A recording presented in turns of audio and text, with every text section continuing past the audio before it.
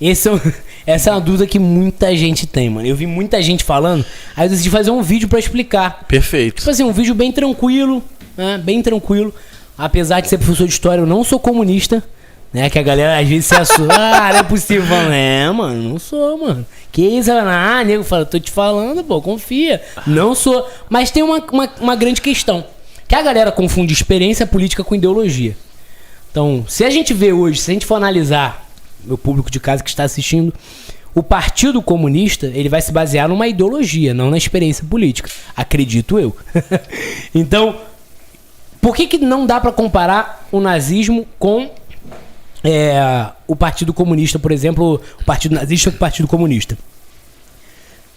A tosse me pegou aqui, calma aí, gente. Engajei. Emocionado. Você tá com frio? Tá de boa? Não, tô de boa. Uhum. Por quê? Quando a gente analisa o Partido Comunista, ou o surgimento do comunismo, analisando os dois, né? Como eu falei no vídeo. O comunismo, ele se baseia em um contexto de exploração do operário. Um grupo de pessoas que está insatisfeita com essa exploração, critica o capitalismo, que, né, obviamente as pessoas precisam saber fazer as críticas, criticam o capitalismo e propõem a derrubada do capitalismo com a formação de propriedades coletivas e tudo mais. Eu tô falando de maneira bem generalizada, tá, gente? Pelo amor de Deus. Então, esse seria basicamente o processo. Só que você não vê no comunismo, no socialismo, no comunismo, por exemplo, ideias ou promoções de ideias na ideologia de dizimação e aniquilação do diferente.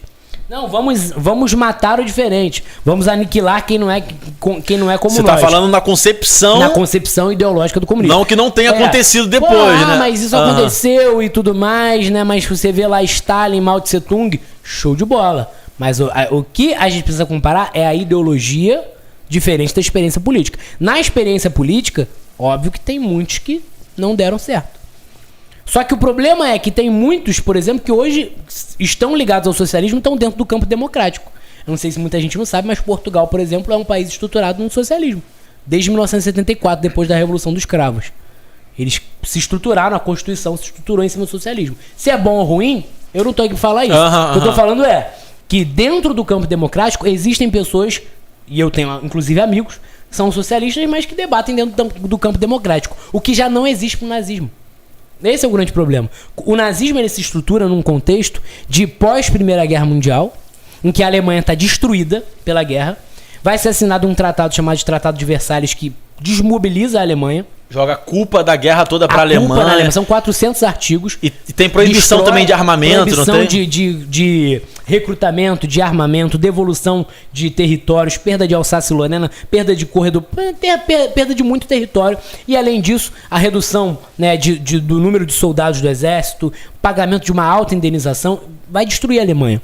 Surge na Alemanha um sentimento de revanche. E aí, na República de Weimar, que começa após a Primeira Guerra Mundial, é uma república que já começa fracassada. Então a república começa numa crise absurda. Surge alguns caras que propõem um golpe àquela república. E um desses caras é Adolf Hitler, que tinha sido soldado na Primeira Guerra Mundial, né, e participa ali pós-guerra nessa proposta de golpe. Ele vai tentar dar um golpe, né, o Punch de Munique, como é chamado. Se eu estiver pronunciando errado alemão, não é minha maior habilidade.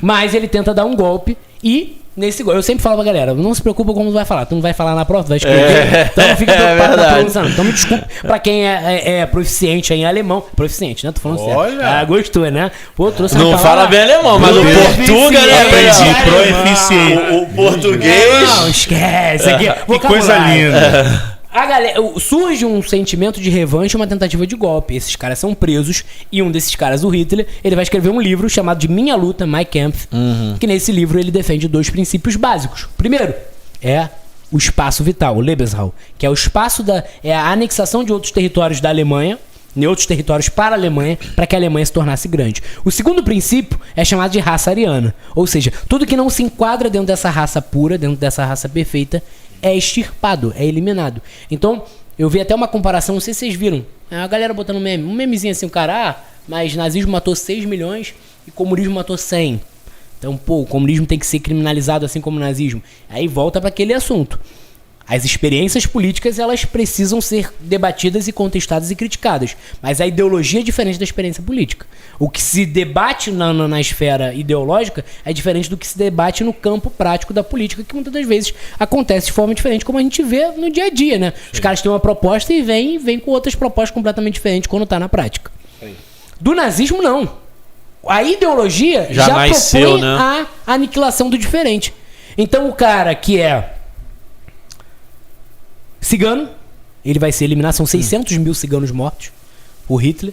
São 6 milhões de judeus. O cara que é deficiente físico, deficiente mental. O cara que tem problemas. Além disso, o cara por ser preto, ele também, negro, preto, vai ser aniquilado, vai ser dizimado. Então, todo mundo que é diferente, que não se enquadra numa raça ariana, numa raça pura, vai ser extirpado. E isso não é tipo assim, mas era daquela época, hoje mesma coisa. Os caras têm essa proposta ideológica. É a base do nazismo, pô. É a raça ariana. É a formação de uma raça mais bem preparada, segundo eles, né? Então, por isso que não tem espaço para um sistema, para uma política nazista. Por isso que não dá para ter espaço. Porque a proposta dos caras já é aniquilar o diferente. E aí é aquela grande questão. A minha liberdade de expressão, ela é irrestrita? Não, porque você precisa do outro para você se expressar. Se você não tem o outro para você se expressar, não tem por que ter liberdade de expressão. Se o nazismo ele parte de um pressuposto em que o outro ele não existe, porque ele é diferente, não existe liberdade de expressão no nazismo, pô. É simples. Explicação linda, Eu acho que deu pra entender, né? Deu super. E traz à luz coisas que pessoas só vão pela movimentação da massa, né? Vão tomando partido pela movimentação da massa, não por conhecimento. Né, exatamente. Tem que ter muito cuidado, cara. Muito cuidado. E responsabilidade, né? Muita responsabilidade. Por isso que eu falei, eu acho que é quase que uma função, uma obrigação minha postar esse vídeo pra falar sobre isso. Parabéns. Cara, pra gerar uma compreensão pra galera desse cenário, né?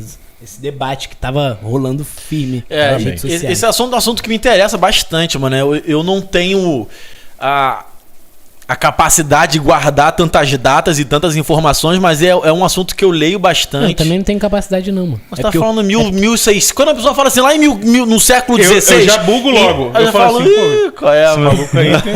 É porque eu repito a mesma coisa 30 vezes. Muito bom. Tu sabe alguma coisa? Nada? Que eu repito a mesma coisa 30 vezes. A mesma aula, às vezes, na mesma semana, 10 vezes, o mesmo tema. Então não tem como, cara. Vira massa sanguínea, né, cara?